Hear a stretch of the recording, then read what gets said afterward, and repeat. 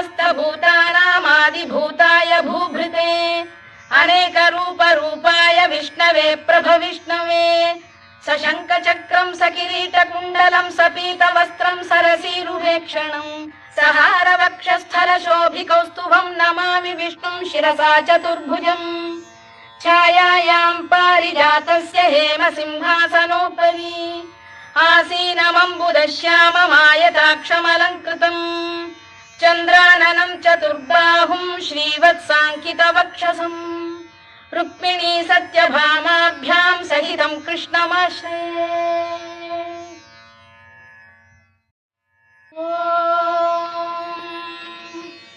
विश्वं विष्णुर्वषत्कारो भूतभव्य भवत्प्रभुः भूतभृद्भावो भूतात्मा भूतभावनः भूतात्मा परमात्मा च मुक्तानां परमागतिः।